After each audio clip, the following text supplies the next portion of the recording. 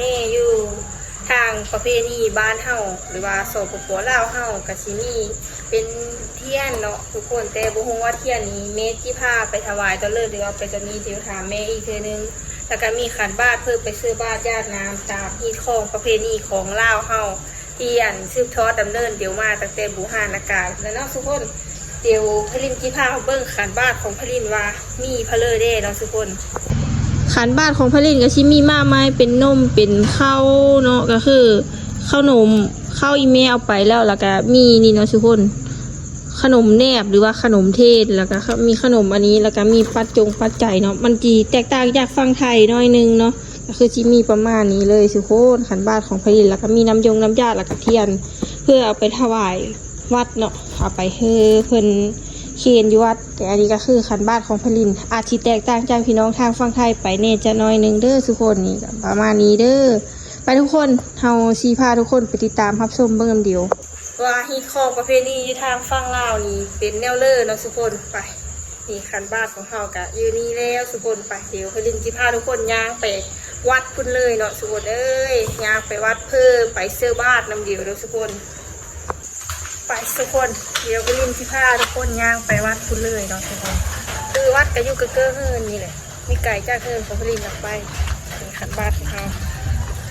แต่คนอื่นเพิ่นไปเมื่อเลยแต่มีแต่เฮาเลยยังไม่ได้ไปนะคือเฮาตื่นสู่อีกแล้วสุเจ้านี่ทุกคนคือเฮาจิย่างไปทางวัดเนาะคือเป็นฮีตของสปปลาวว่าที่เป็นวันพระวันศีลเพิ่นก็สิเข้าวัดเสื้อบาตรแต่มื้อนี้ก็เนื่องในโอกาสดีเด้เพราะว่ามันเป็นมื้อเข้าพรรษาตักบาตรเข้าพรรษานะพลินเองก็ถามว่าเสื้อทุกปีก็เกือบเสื้อทุกปีแต่เสื้อบาทเข้าพรรษาอยู่แต่มือออกค่ะบุกมือว่าจะเสื้อออกหรือโบเมา เมาคางเจ้าคนทางไปวัดกับเป็นลุงเป็นบัวก็โอ้ตายไปเนี่ยพลินจีพาไปเพื่อนน่าจะเมนเสื้อเลียวเราจากห้องไปสวยนะทุกคนเพราะว่าเดี๋ยวเนาะไปเบิ่งน้ำเดียวทางด้านในพุ่นเลยพ่อแต่มาฮอดบ้านเพิ่นจนจีเซอร์บ้านแล้วโคมว่าเฮาตื่นสวยนะทุกคนเอ้ยเบิ่งน้ำเดียวมาฮอดเพิ่นก็ยกขันบ้านแล้วปกติเฮาต้องได้มาอ่านทันสะก้อนเนาะแต่อันนี้เฮามาได้ยกขันบ้านเลยถือว่าอ่านเฮานอนตื่นสวยนะทุกคนเอ้ยเพิ่นหันมาก่อนเฮาแล้วแต่ส่วนเฮาหันนอนตื่นสวยเฮาก็เลยมาตามหลังกันนะทุกคนเสื้อบ้านในมื้อนี้ก็เป็นมื้องามยามดีของพลินเองปกติพลินเองก็บ่ได้มาเสื้อบ้านเพราะว่าเฮาก็ค่าเวกเนาะเป็นมื้อดาวันศีลก็บ่ได้มาเสื้อบ้านมีแต่มื้อนี้ถือว่าเป็นมื้องามยามดีเลยเนาะพี่น้องเอ้ยก็คือเอาได้มาเสื้อบ้านเป็นมื้อเข้าพรรษานำแน่แล้วก็เป็นมื้อวันพระวันศีลแน่ก็เลยถือว่ามีโอกาสได้มาเสื้อบ้านเนาะพี่น้องอยู่ทางบ้านพี่น้องเป็นแล้วเลยเด้บ้านอื่นเมืองอื่นเขตอื่นหรือว่าทางพี่น้องฝั่งไทยหันเพิ่นเป็นแล้วเลยเด้ได้อันมีฮีตของประเพณีคือประเทศลาวหรือว่าบ้านของผลิตเองบ่ผลิตก็มีฮู้คือเดียวเด้ออันนี้ก็ลองคอมเมนต์หรือว่าลองอาหารมาโอ้มาลงเดียวเบิ่งเด้ออันนี้ก็เป็นฮีต12ของ14อยู่ทางฝั่งลาวหรือว่าทางบ้านของผลิตนั่นเองเนาะพี่น้องเนาะก็คือเป็นอันฮีตผลิตถือศาสนาพุทธเด้อบางคนเพิ่นก็สิถือเป็นศาสนาพีหรือศาสนาอันอื่นต่างๆเนาะทุกคนเนาะก็มีว่าเดียวแต่ส่วนผลิตคือถือศาสนาพุทธก็ผลิตหันเสื้อบาตรเข้าพรรษาทุกปีแต่มีเคยออกแม่นเลยเด้อพี่น้องเอ้ยเมาค้าง อย่าบอกคำเดียวว่าเมาค้างมามีได้เสื้อเขาทุกปีแต่อ้อนี่มีได้เสื้ออ้อจากปีพี่น้องเอ้ยเข้าพรรษานี่ก็คือที่มีเป็นเทศพรรษาหรือว่า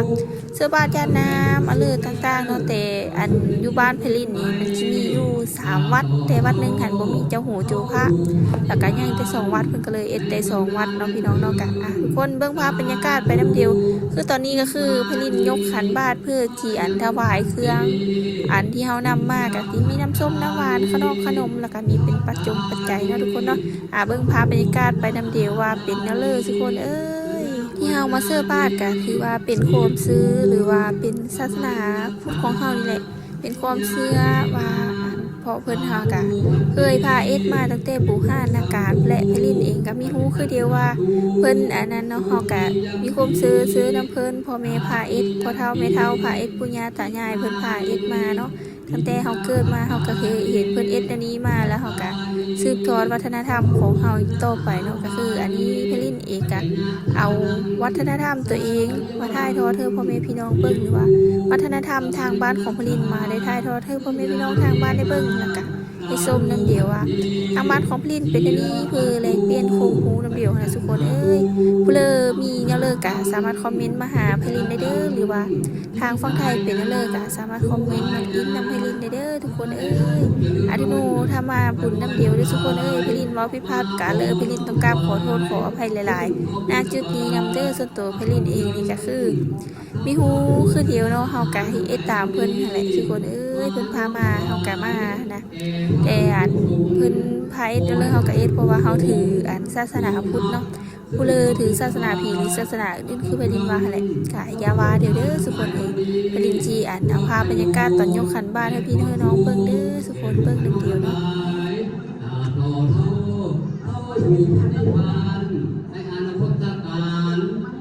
เมืองนานนั้นเทินส่วนบุญกุศลผลกินในพุทธทานที่พวกกันน้อยกำลังอุทิศให้ดีจงกลับมาบรรลุและบันดาลให้แก่พวกกันน้อยพร้อมด้วยครอบครัวเฮือนซานลูกเต้าและลูกหลานหมู่ทุกคนจงได้หายจากพญาโลคาดังนานับหวังนั่นแต่ผู้พาเทินขอคุณพระพุทธเจ้าขอคุณพระธรรมเจ้าขอคุณพระสังฆเจ้าจงได้เสด็จลงมาปกปักรักษาแห่งพวกข้าน้อยทั้งหลายโมทุกคนในหมู่ข้าเถิดสาธุสาธุสาธุอนุโมทามิสาธุหลังจากที่เฮาถวายเครื่องหรือว่าถวายเครื่องของที่เฮานำมาเสื้อผ้าแล้วก็สิประมาณนี้เนาะทุกคนก็สิได้มานั่งแล้วก็มีผู้เฒ่าทรายหรือว่าผู้ทรายไปใส่ก้อนเนาะพี่น้องเนาะก็คือไปซื้อก้อนแหละเอานำไปซื้อก้อนแต่ตอนนี้เฮาก็ยังนั่งร่มเดียวอยู่เนาะพี่น้องคนก็ถือว่ามาหลายฝนตกตั้งแต่เช้าคุณยังบ่ทันเช้าปานนี้พี่น้องแต่ก็คนนี้มาซื้อบ้านหรือว่ามาเอ็ดบุญคือหลายพี่น้องมีทั้งเด็กน้อยสาวนุ่มหญิงชายผู้หญิงผู้ชายวัยรุ่นวัยกลางคนแล้วก็แม่เฮือนห้ามพ่อเฮือนห้าม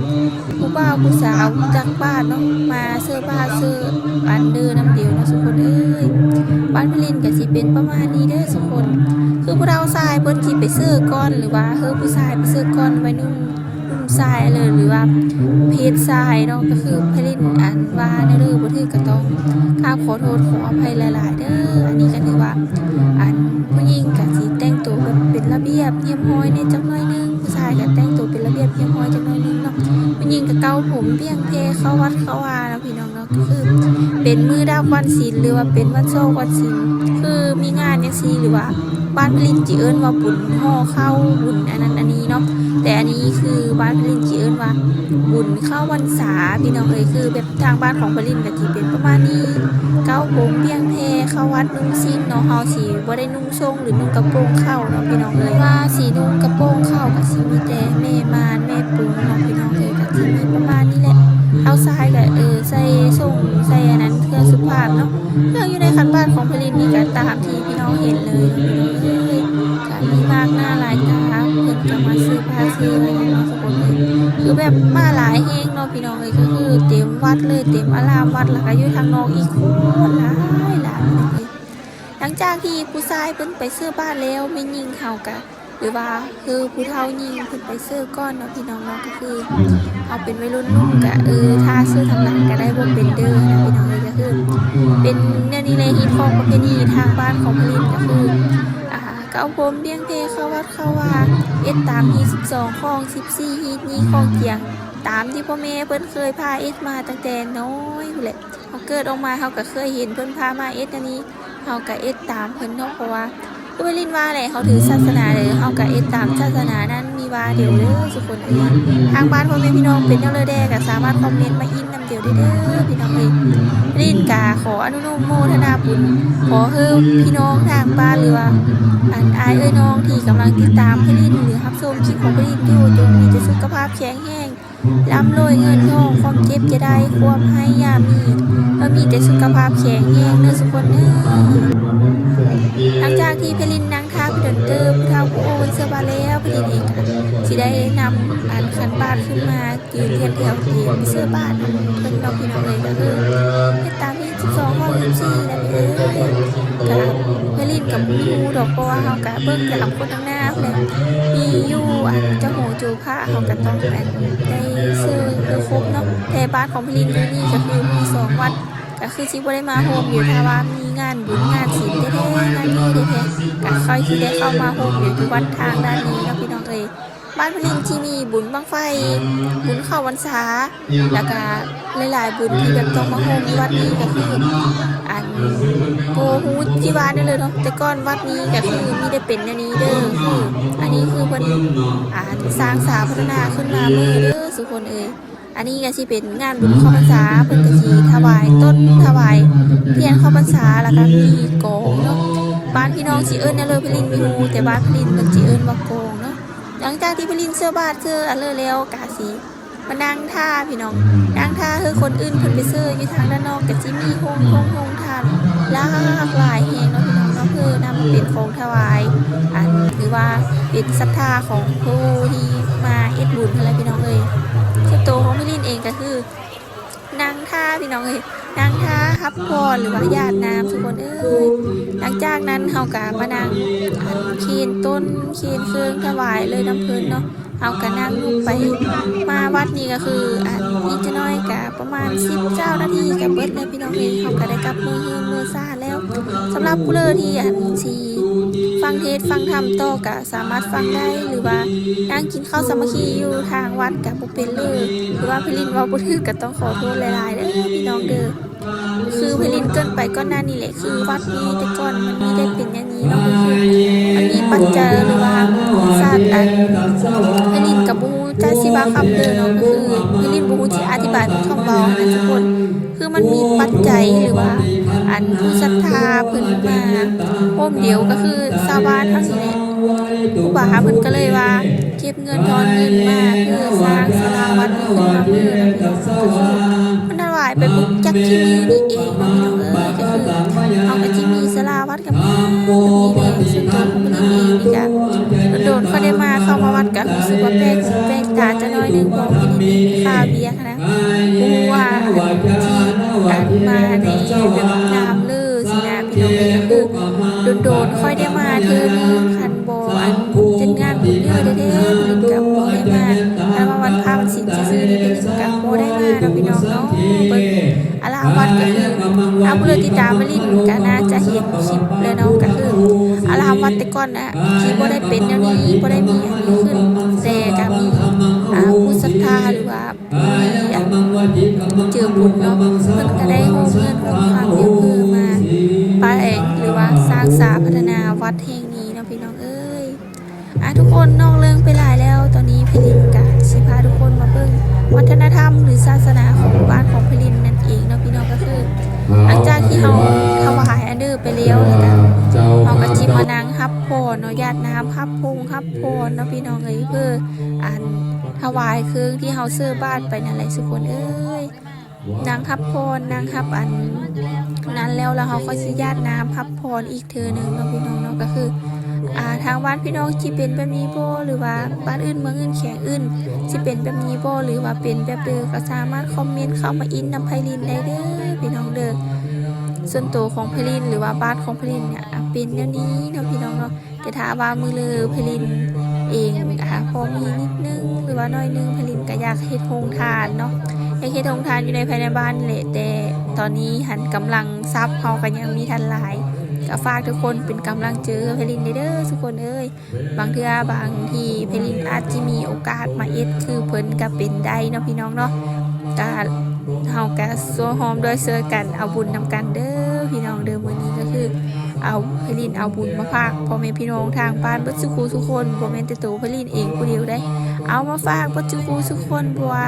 ผู้ที่ติดตามเพลินมื้อหรือเก้าอันเด้อก็ตามแต่เนาะถ้าเพลินว่าผิดพลาดประกาศเลยในคลิปนี้หรือว่าบ่ถูกบ่ต้องในคลิปนี้ก็สามารถคอมเมนต์มาบอกเพลินได้หรือว่าตีส่งเพลินได้เลยก็ ตามแต่เด้อทุกคนเด้อเพลินต้องกราบขอโทษขออภัยณจุดนี้เด้อหลังจากที่เพลินนางฮับพรไปโดนเติบบัดนี้เฮาก็สิมาญาติน้ำเพื่อฮับพรเนาะพี่น้องเนาะคือญาติน้ำเพื่อถวายเครื่องหรือว่าอันเดินต่างๆเนาะเพลินกับบ่จักคือเดียวเนาะเพิ่นพายเนาะเลยเฮาก็เฮ็ดนั่นเนาะเฮ็ดตามฮีท12ของ14ฮีทนี้ของเจียงนี่แหละพี่น้องเอ้ยเฮาก็เสื้อบาดญาติน้ำเนาะตามฮีทของประเพณีลาวเฮานี่แหละพี่น้องเอ้ยเกาผมเบี้ยงเพเข้าวัดเข้าวาเนาะพี่น้องเอ้ยแต่งตัวสุภาพเป็นระเบียบเรียบร้อยงามๆผู้ชายก็นุ่งเครื่องสุภาพนุ่งสูงสุภาพเนาะพี่น้องเนาะก็อันเบี้ยงเพคือเดียวแล้วก็แม่ยิ่งก็เสื้อซินนุ่งเสื้อเกาผมเบี้ยงเพคือบ่ลินว่าอะไรทุกคนเอ้ยอันนี้ก็เป็นการญาติน้ำรับพรเด้อทุกคนเด้อหลังจากที่ญาติน้ำญาติอันเดอแล้วเฮาก็สิได้โหนเต้ากับมือเฮินมือซ่านเพิ่มมันเนาะพี่น้องเนาะก็คือเฮา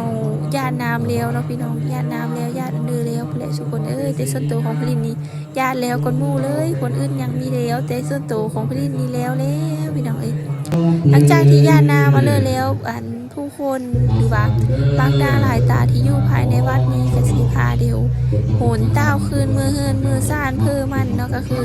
เพื่อกินข้าวกินน้ำอยู่เฮินอยู่ซ่านเลยพี่น้องเอ้ยส่วนตัวของพลินนี่เดี๋ยวพลินเอาให้เบิ่งทุกคนเอ้ย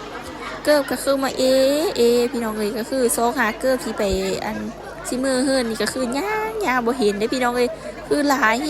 งเนาะคือคนมาหลายแฮงมากหน้าหลายตาแฮงจนบ่มีบ่อนนางจนได้นางอยู่นอกพี่น้องเอ้ยเข้ามาพี่กับฝนก็ตกแน่พี่น้องเอ้ยเบิ่งตกตั้งแต่เช้าจนฮอดตอนนี้ก็ยังมีเช้าเนาะพี่น้องเอ้ยเบิ่ง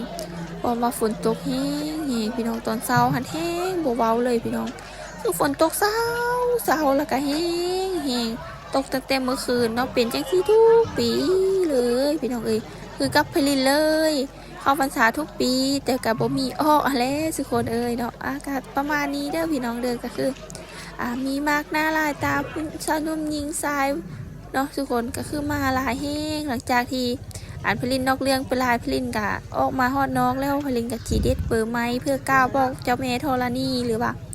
ก้าวเฮอผู้ที่ล่วงลับหรือเจ้ากรรมนายเวรกะญาติน้ำเพื่อเนาะพี่น้องเนาะพลินกะจีเด็ดเปิดไม้มาเบอร์หนึ่งเพื่อก้าวบอกเพิ่นอะไรทุกคนเอ้ยก็คือ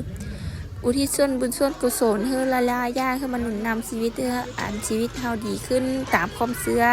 ของชาวพุทธเฮานี่แหละพี่น้องเอ้ยหลังจากญาติน้ำแล้วกะ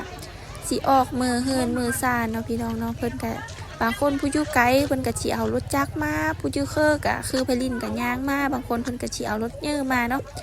ผู้อยู่ไกลนะกะเป็นไทบ้านเดียวกันนี่แหละแล้วก็มีห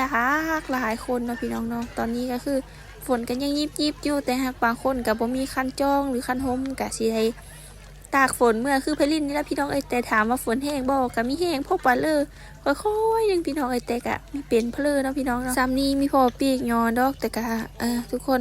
เดี๋ยวพลินเองก็สิไปถวายเทนอีกอยู่วัดนึงอยู่พี่น้องเอ้ยเฮาต้องกลับมือเปลี่ยนเครื่องเปลี่ยนของซะก่อนพี่น้องเอ้ย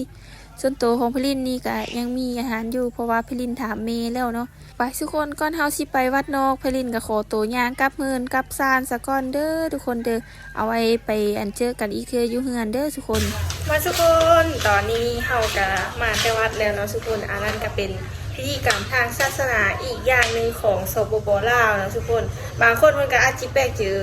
เนาะแล้วก็อาจจิบ่เคยเห็นแต่ก็อันนี้มันพลินกับจีว่าอีเทนึงมันคือเป็นฮีทของประเพณีของบ้านเฮาเป็นของทางฝั่งลาวนะพี่น้องๆก็คือเมืองอื่นแข่งอื่นไปได้เลยก็สามารถคอมเมนต์มาอินมาเว้านำพลินได้เด้อทุกคนเด้อทุกคนคลิปนี้พลินก็จะขอปิดคลิปไว้ซ้ำนี้เอาไว้เจอกันเมื่อในคลิปหน้าแต่เทนพรรษาเดียวอีเจน้อยพุ่นแหละเอาไว้ต่อ EP 2เอาซะเนาะคลิปเดี๋ยวมันจะยาวเกินไปเนาะทุกคนอันนี้ก็เป็นพิธีกรรมนึงเนาะคือพิธีกรรมทางศาสนาคือพลินว่าแหละกาเพิ่นกะเจ็ดอยู่แต่ฮักอันนี้ถือว่าเป็นมื้อเข้าพรรษาเนาะมื้อเข้าพรรษาแล้วก็